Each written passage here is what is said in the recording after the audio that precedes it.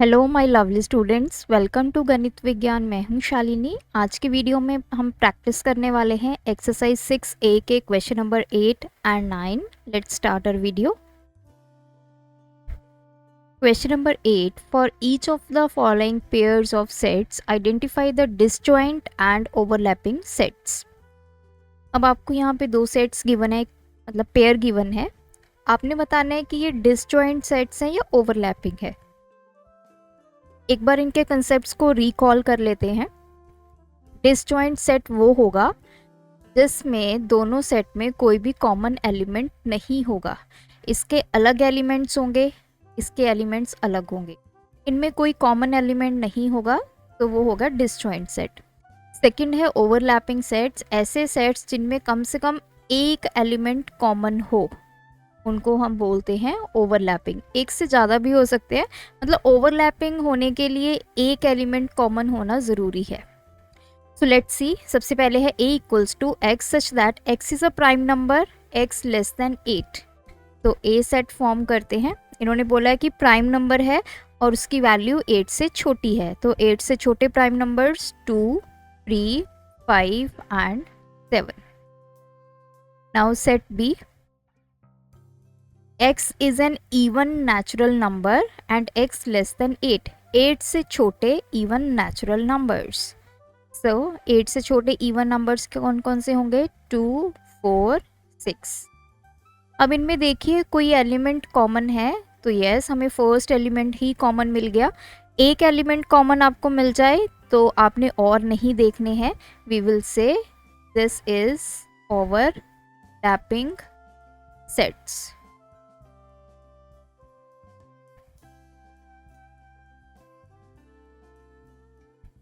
Next हमारे पास है c equals to x such that x belongs to natural number और इसकी वैल्यू 10 से छोटी है। तो ऐसे नेचुरल नंबर्स जो 10 से छोटे हों वो कौन कौन से हैं? 1, 2, 3, 4, 5, 6, 7, 8 and 9। Next, x belongs to natural number, x is a multiple of 5। अब 5 के मल्टीपल्स, तो 5, 10, 15, 20, 25 एंड सो ऑन। क्योंकि इसमें कोई एंडिंग पॉइंट नहीं है तो हम इस सेट को ऐसे रिप्रेजेंट करेंगे। अब इनमें कॉमन एलिमेंट चेक कर लीजिए, तो कॉमन एलिमेंट इनमें है 5, तो दीज आर ओवरलैपिंग सेट्स।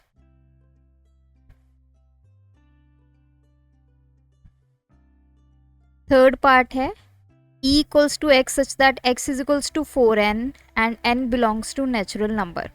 तो x की वैल्यू 4n के इक्वल है। n क्या है? आपका नेचुरल नंबर है, तो नेचुरल नंबर स्टार्ट होगा 1 से।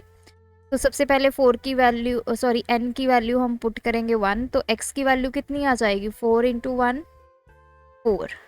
फिर n की वैल्यू 2 पुट करेंगे, x की वैल्यू कितनी हो जाएगी? 4 इंटू 2 8। n की वैल्यू 3 पुट करेंगे, x की value 4 into 3 12। Next n 4 put करेंगे, x की वैल्यू 16 एंड सो ऑन। तो ई सेट हमारे पास आ गया 4, 8, 12, 16 एंड सो ऑन। नेक्स्ट है हमारा f में x is equals to 9n और n क्या है? हम आपका नेचुरल नंबर। अगेन इसमें भी हम पहले n को 1 पुट करेंगे, x आ जाएगा 9। n को 2 पुट करेंगे, x आ जाएगा 18, दैट इज 9 इंटू 2। n को 3 पुट करेंगे तो ये 9 के मल्टीपल्स है, x इज इक्वल्स टू 27। तो ये आ गया 9, 18, 27, 36 एंड सो ऑन। अब आपने इसमें कॉमन एलिमेंट देखना है, तो थोड़ा सा मैं इसको और बढ़ा दूंगी ताकि हमें पता चल जाए कि कोई कॉमन एलिमेंट आ रहा है या नहीं। 16 के बाद ये 4 का टेबल है, तो ये आ गया 20, 24, देन 28,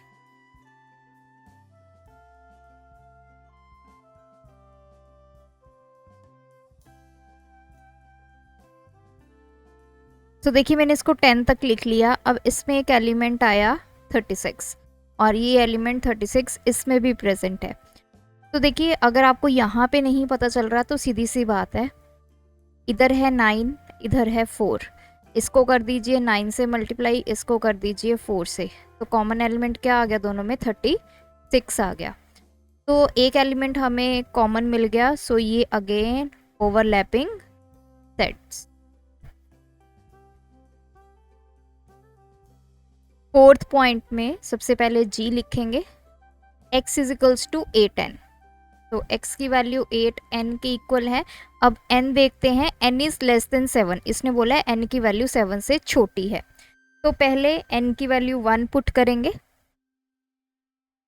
तो x कितना आ गया, 8 इंटू 1 दैट इज 8, n की वैल्यू 2 पुट होगी, x is equals to 8 into 2 16, तो ये 8 का टेबल चल रहा है अप टू कहाँ तक, n लेस देन 7 मतलब n इक्वल्स टू 6 तक। तो यहाँ तक आपने नंबर्स को लिखना है, 8, 16, 24, 32, 40 एंड 48। नेक्स्ट है x is equals to 9n, और यहाँ पे n की वैल्यू लेस देन 7 मतलब n कहाँ तक चलेगा, 6 तक चलेगा। पहले n की वैल्यू पुट करेंगे 1, तो x आ गया 9 इंटू 1 9, n की वैल्यू 2 पुट होगी, x कितना आ जाएगा, 9 इंटू 2 18, तो ये 9 का मल्टीपल है, तो ये आ गया 54। 1 से लेके 6 तक n की वैल्यू पुट करते जाएंगे, x की वैल्यू निकालते जाएंगे, तो 9 का टेबल लिखेंगे, 9, 18, 27, 36, 45 एंड 54। तो यहाँ तक हमारे सेट कंप्लीट हो गए। अब आप चेक कीजिए दोनों में कोई कॉमन एलिमेंट है, तो ये 8 का टेबल है, ये 9 का टेबल है, तो दोनों में कोई भी कॉमन मल्टीपल हमारे पास नहीं है, कॉमन एलिमेंट नहीं है, तो ये अब कौन सा सेट हुआ, डिसजॉइंट सेट हुआ। ऐसा सेट जिसमें कोई भी एलिमेंट कॉमन नहीं है। Question number 9. State in each case whether the given statement is true or false. If A is a set of all non-negative integers, then 0 belongs to A. Non-negative integer, negative को छोड़ के जितने भी integers हैं, तो ये कौन सी category आएगी, 0, 1, 2, 3, 4, तो ये हमारा सेट है। तो इसने पूछा है 0 belongs to A, क्या 0 इस A का पार्ट है, तो we will say yes, this statement is true. Second is B is the set of all consonants, then C belongs to B. तो A, E, I, O, U को छोड़कर vowels को जितने भी बाकी बचे अल्फ़ाबेट्स हैं वो कॉन्सोनेंट्स हैं, तो C हमारा हमें पता है कॉन्सोनेंट होता है, तो ये स्टेटमेंट भी ट्रू है। Third one is if C is the set of all prime numbers less than 80, then 57 belongs to C. अब लेस देन 80 जितने भी प्राइम नंबर्स हैं तो C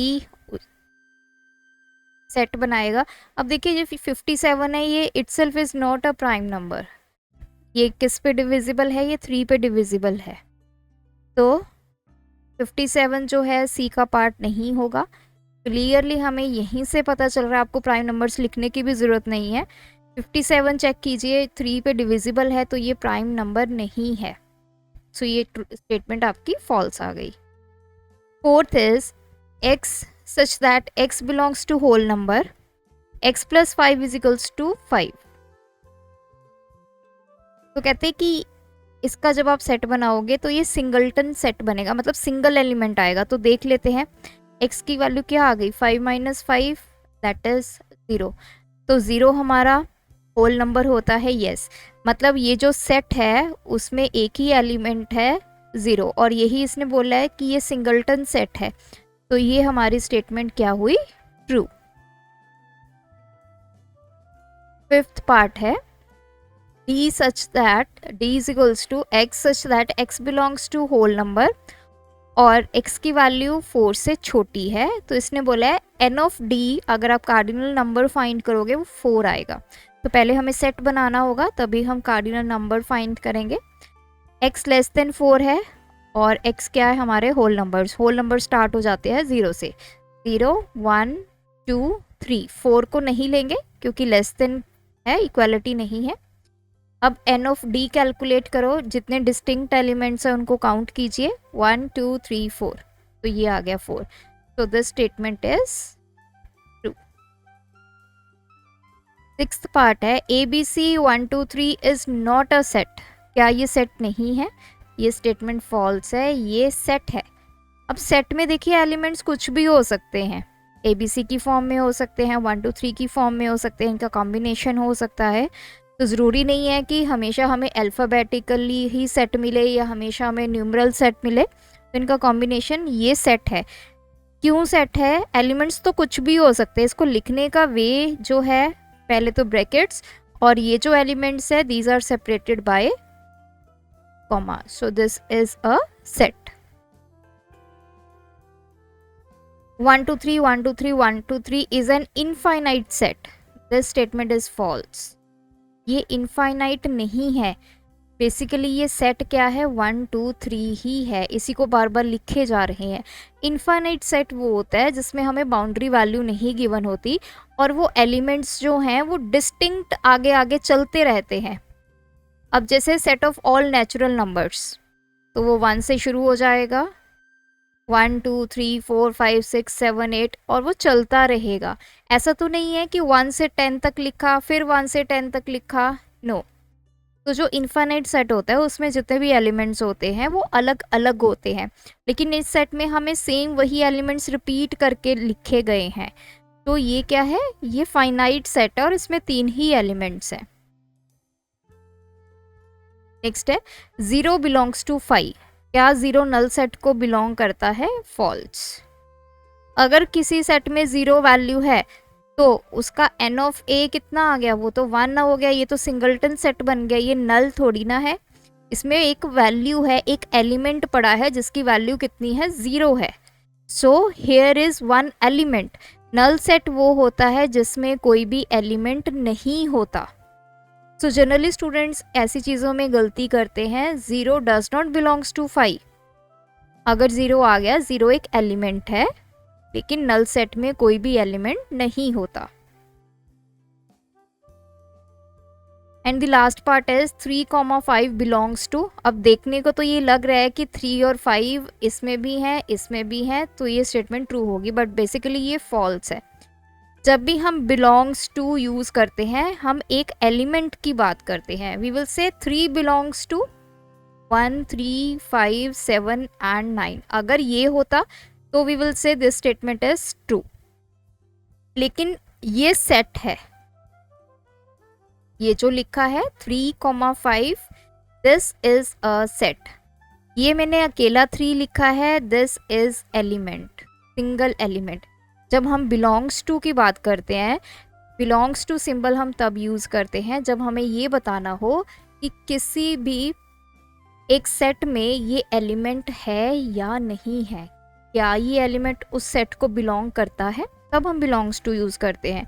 अब अगर सेट की बात करते हैं कि ये पूरा सेट इसको बिलोंग करेगा, तो हमारा कंसेप्ट आ जाता है सबसेट का। तो उसको इस सिंबल से डिनोट नहीं किया जाता, उसको डिनोट करने के लिए डिफरेंट सिंबल है जो आगे हम पढ़ेंगे। तो सिर्फ अभी आपने ये समझना है कि ये सेट लिखा हुआ है इन्होंने, ये एलिमेंट नहीं लिखा। एलिमेंट होता तो एक लिखते। So this statement is false. तो यहाँ पे हमारी ये एक्सरसाइज कंप्लीट होती है। आई होप आपने मेरे साथ इन क्वेश्चंस की प्रैक्टिस ज़रूर की होगी। स्टिल आपने नहीं की है तो प्लीज़ इन क्वेश्चंस की प्रैक्टिस कीजिए। कोई डाउट है, क्वेरी है तो कमेंट ड्रॉप करके पूछ सकते हैं। Thanks for watching. बढ़ाना है ज्ञान, फॉलो गणित विज्ञान।